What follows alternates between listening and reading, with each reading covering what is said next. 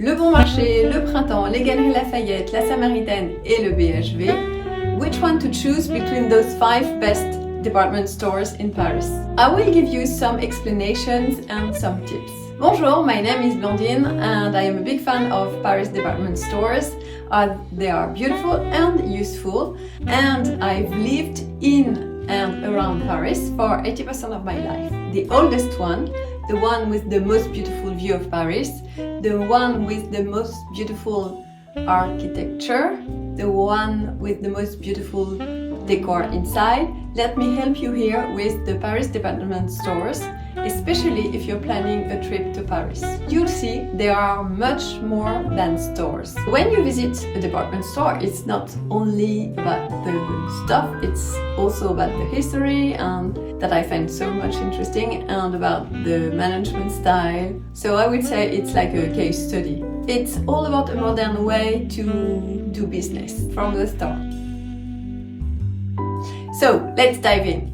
Which one to visit if you choose only one? La Samaritaine, because La Samaritaine has been recently renewed. It's the most beautiful one and it's very high-end and luxurious.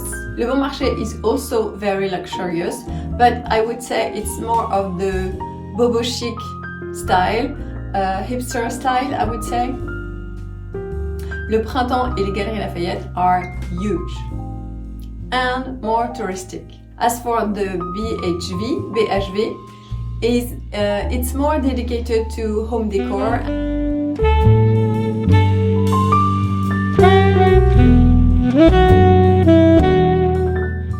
The most beautiful interior design one is La Samaritaine, with no doubt, followed by les Galeries Lafayette and Le Printemps. If you only have time for one department store, you should choose La Samaritaine, just next to the Louvre Museum. This is by far the department store with the most interesting architecture. And we have here Art Nouveau, Art Deco and Modern style mixed all together in the same area, all 3 buildings being connected. And this poster reads, 2 creators, 1 work, in constant progress. So you can imagine by then it was very modern. And it seems that the Bon Marché is the oldest department store worldwide, which is crazy when you think about it.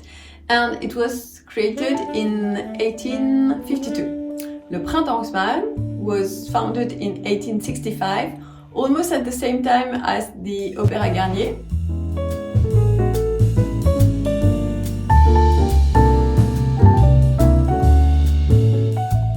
At the Printemps, everything is new, and that's the tagline of this department store. Le Printemps means literally spring, so in spring everything in the nature is new. That was the tagline. And the exterior architecture is Art Nouveau.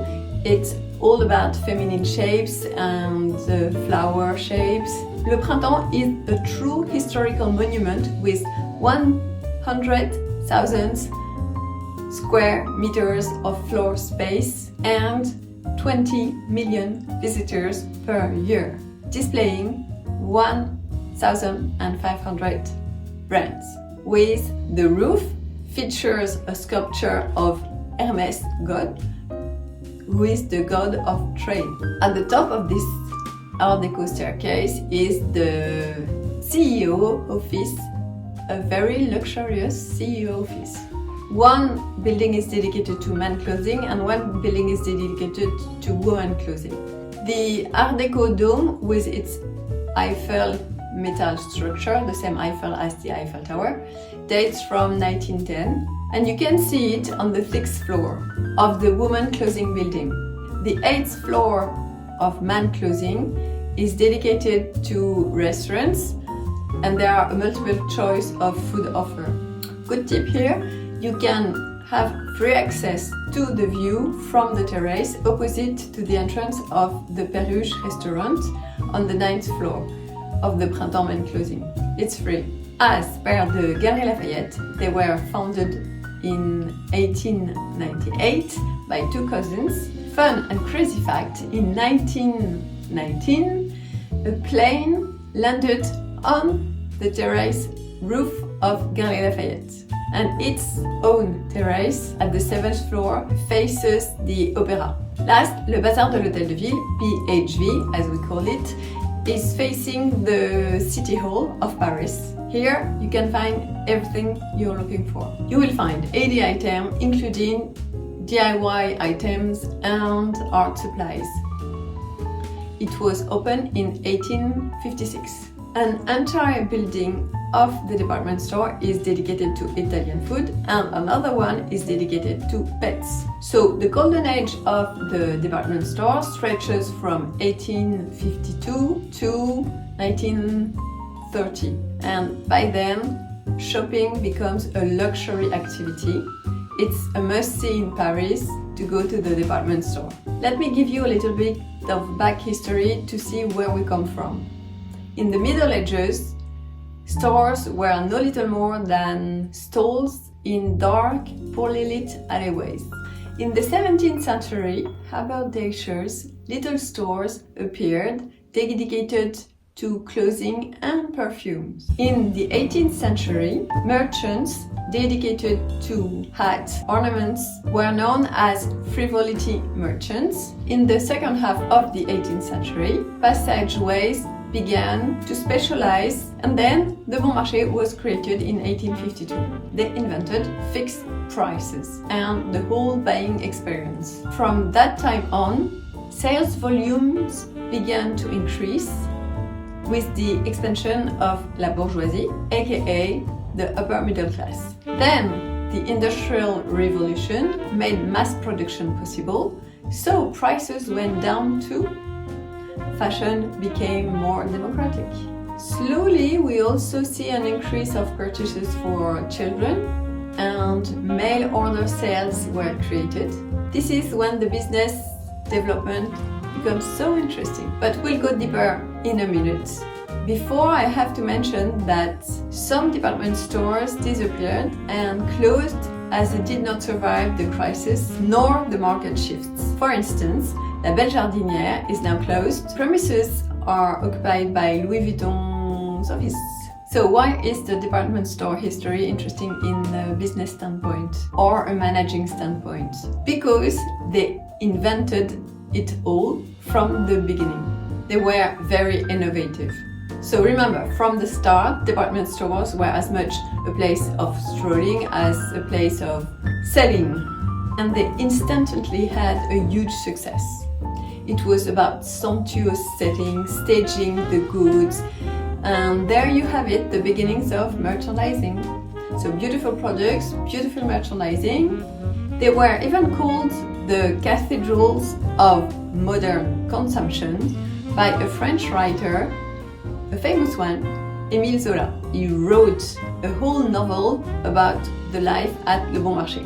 So the department stores were a commercial revolution. Now the prices were fixed. You could enter without buying. Everything was beautiful. They begin to use loyalty cards, event calendars. They begin to use promotional items for children. And there you have it, your 4 P's of marketing.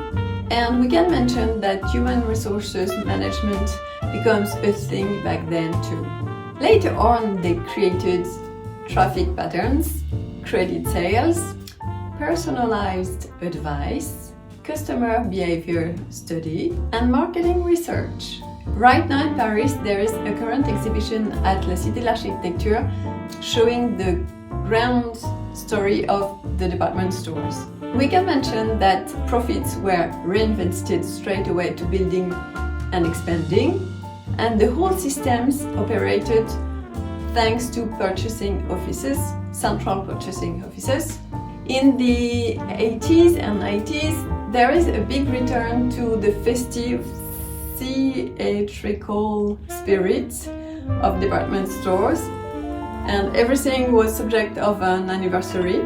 Today we are more on the experience, well-being, service side of the selling process. Online shopping changed the buying process again, so they have to reinvent themselves over and over again. We can see a focus on environmental and ecological topics. On the architectural standpoint, Art Nouveau gave way to Art Deco and later on to the modern style of the 70s.